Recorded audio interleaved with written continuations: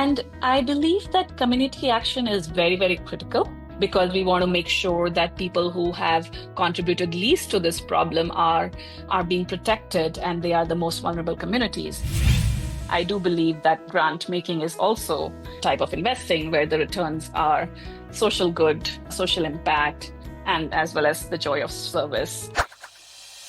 Hello and a warm welcome to a very special podcast series, Unusual Suspects. I'm your host, Gaurav Choudhury. This is a series about unraveling stories of entrepreneurs, investors, professionals, and philanthropists who are disruptors, yet not in your face. Their disruptions have consistently delivered on the purpose and the mission they've embarked on. Their values are as strong as the mission. Unusual Suspects streams on Earshot.in, Spotify.com, Apple Podcasts, YouTube Podcasts, Moneycontrol.com, and a host of other podcast streaming platforms and directories. Welcome to Season 5 of Catalyzing Change, the Power of Philanthropy, a podcast series in collaboration with Giving Pie, India's first family-focused philanthropy network. This season, we have been exploring what diaspora philanthropy looks like when it is practiced with real seriousness as a vocation shaped by the rigor and intentionality required of it to actually move the needle. The India Philanthropy Report 2026 tells us that giving of India's diaspora is moving in precisely this direction, from checks to expertise, from projects to institutions, from ad hoc charity to systemic change. The most forward-looking diaspora donors have moved beyond asking, "What should I fund?" to asking, "How can I use my position and all that it entails, knowledge, access, networks, and create sustainable impact?" That question is at the heart of this episode. The guest I am speaking with has spent a career at the intersection of research, policy, and advocacy, uses her position as a diaspora member to shape how one of the world's largest and the most consequential energy transitions actually unfolds. It requires people who understand both the technical depth of the problem and realities of its implementation. People, in other words, like Shruti Deorah. Shruti's work, when considered as a whole, expands the idea of what we mean when we say philanthropy. She got her degree in electrical engineering from IIT Bombay, and she has built a career that most people in any sector would consider remarkable. She has worked with India's power sector regulator, the Central Electricity Regulatory Commission, to work on renewable energy issues at a time when India was just beginning to take clean energy seriously as a policy challenge.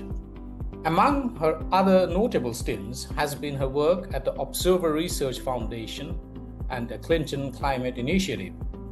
Then she went on to Berkeley, where she co-founded and established the India Energy and Climate Center at UC Berkeley's Public Policy School, with initial seed capital coming from family and friends. She is the founding executive director and has been instrumental in growing the team, including in India. IECC is a strategic partner in charting India's course towards energy independence and a clean future. The sequence of institutions actually points to a particular kind of commitment Shruti has made over and over to build and improve public goods, to take her expertise and put it to the service of institutional impact, to stay close to India's hardest problems from a distance that, as we will discuss, turns out to be as much of an asset as it is a constraint. Shruti, welcome to Catalyzing Change. Absolutely delighted to have you here. Thank you so much, Gaurav. Thank you so much, Giving Pie Network as well, for having me here. It's an absolute pleasure. And thank you for that incredibly kind introduction. Let's start off with something very foundational, right at the very beginning. While you have worked in the corporate sector, your work has mainly moved through research, policy, and of course, institution building. What drew you to this work? Was there a particular inflection point? Why and how did the pivot happen? and that made working on public commons feel like a calling for you to actually fulfill? Yes, thank you for that question, Gaurav. So, indeed, after graduating from IIT Bombay, I worked for about 6 to 7 years in the corporate world. And I learned a lot working alongside very smart and intelligent people, really saw the product cycles, scale up, customer focus, team building, and in various roles such as marketing and business development and client management. But in a few years, I did realize that my heart was not in it. And if I reflected back to my school days, I was inspired by the work of, let's say, IAS officers in India or folks working at different United Nations agencies. So I realized that my calling was to work in a place where there was a direct connection to social impact and specifically India's development.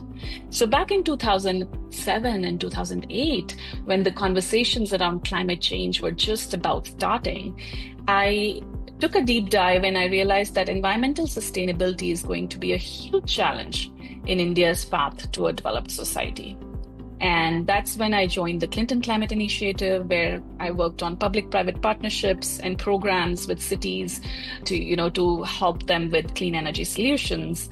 And thereafter, when I was conducting research at the Observer Research Foundation, it was an eye-opener because here I was visiting hamlets 2 or 3 hours out of Mumbai who had not seen electricity connection in the 50 years of independence. And they didn't stand a chance to improve their health or education or income outcomes. So I really internalized this thing that clean energy is going to be a huge development and an energy security imperative at the same time. As we all know, India imports a lot of its oil and industrial coal. So that is where the energy security angle comes from. So then I spent a year at the UC Berkeley Public Policy School as a visiting scholar, and post that, I really was keen to see policymaking from the inside. I really understand what are the constraints and the variables in policymaking, and that's the opportunity I got at India's power sector regulator, CERC, in New Delhi. And this was the time when a regulatory foundation for India's power sector in terms of increasing renewable penetration was being laid. And that's where I got to see how a federal democracy like India moves forward with decisions and how does one balance stakeholder interests. So when I came back to Berkeley about 7 years ago, I was participating in research projects, and these were US-India bilateral programs. And I saw the value of research informing policy making because climate technologies are very fast moving. And so I saw from the outside that the government of India values technically rigorous but neutral opinion on these fast moving, climate techno-economics. And from the inside, I saw this opportunity that we have all this excellent research in Berkeley ecosystem that needs to go to more and more policymakers in India. And there is a learning curve on clean energy that California is going through. And similarly, Indian states and government of India is going through. So there is this aspect of California-India cooperation that has a lot of potential. And so that was kind of the genesis of IECC, or the India Energy and Climate Center.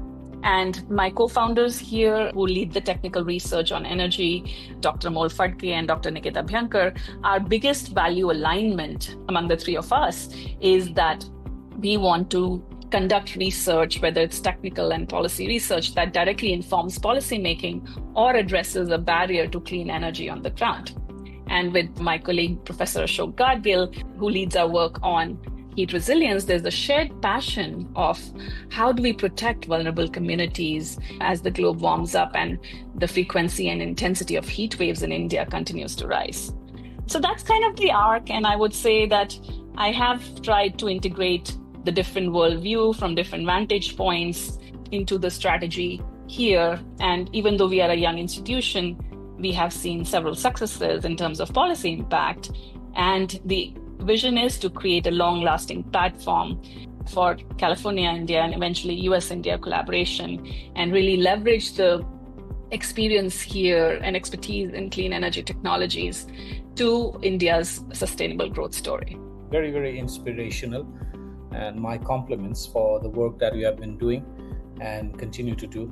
Climate action is getting more attention from donors, and that's quite a good thing. But having said that, a lot of that conversation stays at the levels of emission and temperature thresholds. While it has sparked mainstream conversation, it has not reached the scale, and the focus probably needs to now also move beyond emission levels and temperature thresholds. Your work on the policy side of systems that determine how India's clean energy transition actually happens actually addresses that concern. Do you think philanthropy is missing that piece? I actually do believe that systems change takes on a whole new form or level when it comes to climate. So climate change is an issue that's going to touch every aspect of our lives, right? So from what we consume and hence produce, to supply chains, to how we do business, to how we manage economic losses due to climate impacts and the health impacts, right? And I believe that community action is very, very critical, because we want to make sure that people who have contributed least to this problem are being protected, and they are the most vulnerable communities. However, it is still only one part of the solution. With community-based organizations, as philanthropists, I agree that the results can be more short-term and more tangible. But in the big picture of the energy transition, climate change is an infrastructure deployment game. And given that it was caused due to the biggest market failure of our times in the current design of economic systems, we can't really leave it to markets, and the problem will not solve itself, or at least not fast enough. So hence, policy was and is a huge part of the solution. And policy work is all behind the scenes. As philanthropists, you have to go looking for the impact. It might not be as obvious and in our faces. So for example, when the IECC team works on economic diversification strategies for India's coal belt, it's going to indirectly impact the lives of the coal miners in a positive way. And similarly, while we are not on the ground working in dense urban slums, there is a certain impact that we are going to have in those communities by equipping the city officials with a ward level prioritization tool, which will help them understand where should they use their precious resources in terms of heat action planning. So that's kind of a piece which I believe that it's hard to tackle, but something that climate philanthropists should consider, supporting policy think tanks. And ICC is just one of them here, but there are several in India as well. The other thing is, that I really appreciate about philanthropic capital, it's patient, it's risk tolerant, it's catalytic. It can take a systemic view of the issue. So the other thing to consider is that India's social cost of carbon is amongst the highest in the world. So what that means is that for every ton of carbon emitted anywhere in the world, India stands to face maximum damages. And then there is the whole piece of water energy nexus. And then there is the health impacts of air pollution, a lot of which is caused due to burning of fossil fuels. So if we think about climate resilience, that is adapting to climate impacts, and air pollution, political will is even more important, as business models are rare. And that's where I believe philanthropic capital has a huge role to play, because philanthropic capital is patient, it's risk tolerant, it's catalytic. It can take a systemic view of the climate issue and really think about these big interlocking pieces of the sustainability puzzle through a systemic lens. Another idea is that as a recent startup investor in climate tech, I have seen several climate startups where the outcomes are similar to what philanthropic capital is aiming for. So there is an opportunity to consider blended finance, something that impact ventures are trying to do, but grant capital can provide that much needed buffer to early stage startups to kind of test and fail, whether it's in terms of product development or product deployment on the field. So I believe that family philanthropists can have that flexibility and can consider this model as well to develop an innovation ecosystem in India. Shruti, you are already doing work that falls squarely within the ambit of philanthropy. As a founding member of the IECC, you are shaping policy, training those who will implement it. And yet, alongside all of these, you and your husband Kashyap have built a personal giving practice of your own, focused on education, climate, and gender. What made you come to this decision of giving together? I am representing here our philanthropic efforts on behalf of the family. Kashyap and I do this work together. It is due to his entrepreneurial and investing efforts that we have these resources to share with the community. Both of us have felt strongly that we show up for what we believe in with everything we got, whether it's personal time and effort, networks, resources. And for Kashyap, what it has looked like has been mentoring and investing in dozens of entrepreneurs, and there is a real core component of unlocking human potential there. And for me, my experience in the nonprofit world has really viscerally helped me appreciate that public goods creation can happen in many ways, and in some instances, a business model does not exist and it needs to be supported. And so our journey started a while ago, but definitely took a more intentional form around 2021. And that happened due to a couple of factors. One is that we saw our close friends going through a major life event and taking a very intentional approach to philanthropy, but also around the same time, we had a couple of major capital gains events. And while Kashyap took the lead in terms of the tax planning and setting up our donor advice fund, or DAF, what it's called, there was a combined, I would say, mindset shift for both of us. Both of us come from middle-class families growing up in India.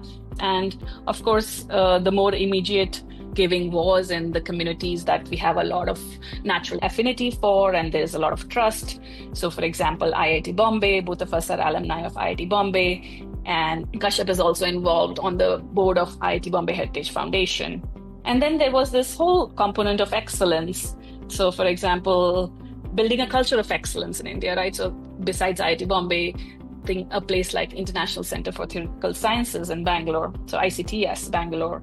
And then there's an aspect of unlocking human potential, especially for disadvantaged communities. And that's where, Olympic Gold Quest, OGQ, comes in, or Pink Ribbon Good here in the US, or the Leela Kathak Dance Academy, where I'm also an advisory council member. And then climate change is a huge, huge kind of cause for us. So in terms of our philosophy, basically, just like when we invest in startups, we get to partake in the returns and vicariously experience the thrill of, realizing a vision.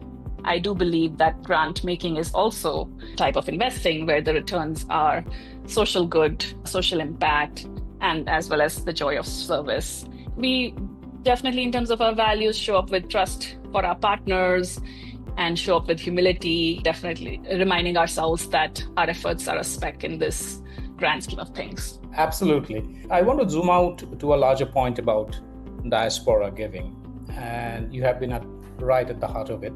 The India Philanthropy Report 2026 tells us that diaspora donors are increasingly shifting their giving beyond capital and focusing towards deeper engagement with expertise, time, and of course, the power of network. So for a diaspora professional who has knowledge and networks to offer, but is not sure how to begin, what would you tell them what this kind of giving actually means in practice? I think that's a really good trend. And I also appreciate that the Indian diaspora, especially here in the United States, they are really taking their resourcefulness seriously and giving back to India.